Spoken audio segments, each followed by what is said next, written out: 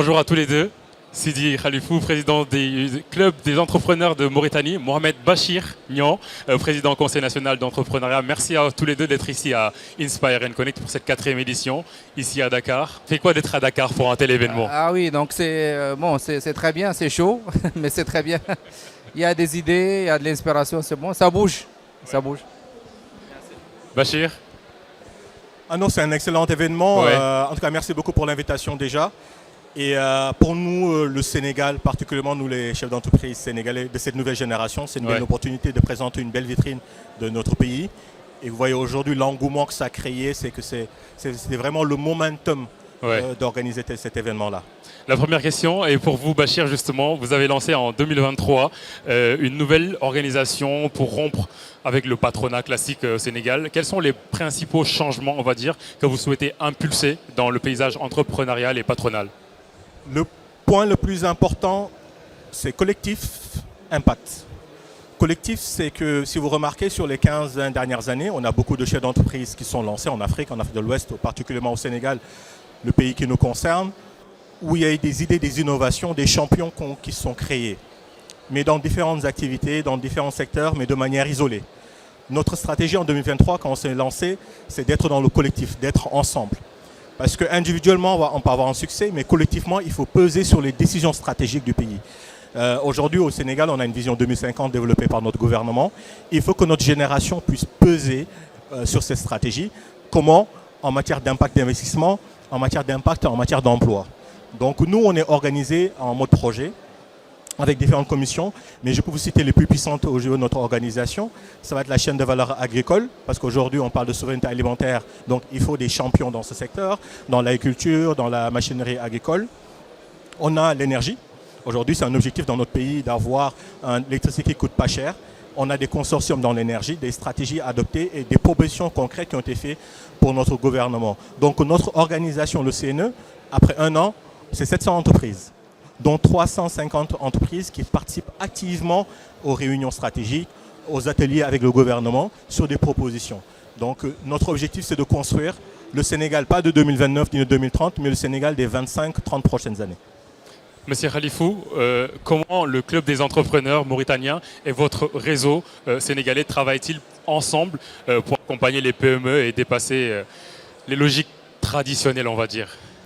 Ok, merci pour l'invitation et je suis ravi effectivement d'échanger avec vous, avec nos collègues du Sénégal. Et effectivement, les deux pays sont très proches et ils ont beaucoup de similitudes. Et je crois qu'on a déjà travaillé ensemble avec pas mal d'entreprises sénégalaises et ça vaut la peine aussi de continuer. Donc le club des entrepreneurs, le SEM Club des entrepreneurs de Mauritanie, donc on est une 60aine de PME. On a voulu cibler la PME parce que c'est en fait la partie qui est souvent ignorée. On a beaucoup de choses, c'est des startups qui sont développées dans le pays. Il y en a beaucoup avec les grandes entreprises, les patronats. Et là, nous, on est focus sur les PME parce que d'abord, c'est elles qui sont vraiment créatrices d'emplois, de valeur ajoutée. Et c'est elles qui méritent aussi un accompagnement et un appui. Et donc, c'est accompagner nos membres sur tous les problèmes qu'ils ont vis-à-vis du gouvernement, vis-à-vis des patronats, vis-à-vis de la formation professionnelle, vis-à-vis des banques. C'est les accompagner pour régler leurs problèmes, pour avoir plus de financement, pour avoir des ressources humaines capables, pour effectivement avoir des partenariats au niveau régional, au niveau international. On a tissé pas mal de relations avec des partenaires régionaux comme nous dans d'autres pays et créer du business en tournoi aussi, c'est-à-dire créer les synergies pour que des entreprises co-investissent, des entreprises partent en consortium. Et effectivement, on fonctionne sous forme de cluster par secteur. Et les secteurs les plus importants, que ce soit l'agriculture, l'énergie, la formation professionnelle, c'est des secteurs qui sont aujourd'hui assez bien développés par rapport à ça. On est aussi très orienté vers tout ce qui est contenu local. Parce que ce qu'on a constaté, c'est qu'il y a de gros projets miniers, gaziers, donc d'ailleurs dont un entre nous et le Sénégal, bien sûr, et sur lesquels le secteur privé local est très peu impliqué. Et on veut qu'il y ait des capacités techniques et industrielles pour rentrer dans ce secteur-là. C'est ça l'objectif du club des entrepreneurs, en relation avec le gouvernement, les structures patronales par rapport à ça. Merci. Et Sidi, justement, dans cette logique, quel service ou initiative le club propose-t-il justement pour favoriser l'échange? Donc là, on a On a des réunions régulières. On a par exemple une formation échange mensuel chaque mois qui est ouverte à tous les entrepreneurs du club et qui est l'occasion effectivement d'échanger et de se connaître. Parce qu'on ne va pas attendre de temps en temps un événement pour se connaître. Là, on le fait, on le provoque pour que les gens chaque mois se rencontrent et puissent échanger et développer ça.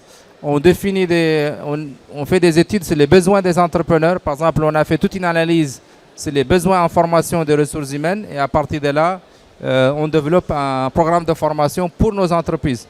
Ce qui est très différent de la formation classique professionnelle, mais c'est dédié aux entreprises pour renforcer leurs capacités déjà par rapport à ça. On est en échange et négociation avec pas mal de financiers, que ce soit des fonds d'investissement, des banques internationales pour structurer des financements pour nos entreprises, ce qui n'est pas facile. Parce que souvent, quand on est tout seul, les besoins sont plus petits que ce qui est sur le marché. Donc on essaye de fédérer pour qu'ensemble, ils puissent avoir accès à ce financement.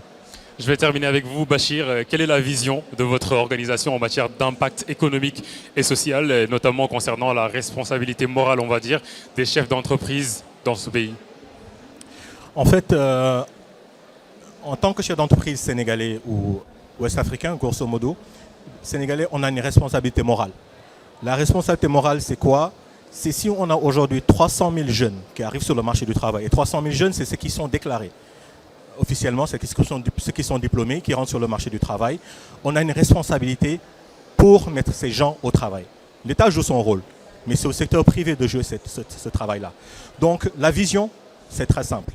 On sera jugé sur le nombre d'emplois qu'on va créer et sur le montant des investissements. Il faut avoir l'ouverture. On a la chance aujourd'hui, on a une génération de dirigeants sénégalais qui ont cette ouverture envers la jeune génération pour l'investissement. Les entrepreneurs sont ouverts. Maintenant, c'est à nous d'avoir des propositions stratégiques et des propositions concrètes. Il faut qu'on soit des acteurs majeurs. Il ne faut plus qu'on soit des spectateurs, comment ça s'appelle, on soit des acteurs, même si on est des acteurs de second rôle ou des acteurs de second rôle. Et la vision, c'est clair, c'est dans les 30 prochaines années qu'on ait un environnement favorable pour nos petits frères, nos enfants et même les Sénégalais que nous ne connaîtrons jamais. Merci beaucoup. On va terminer sur ces belles paroles. Merci beaucoup. Merci à tous les deux.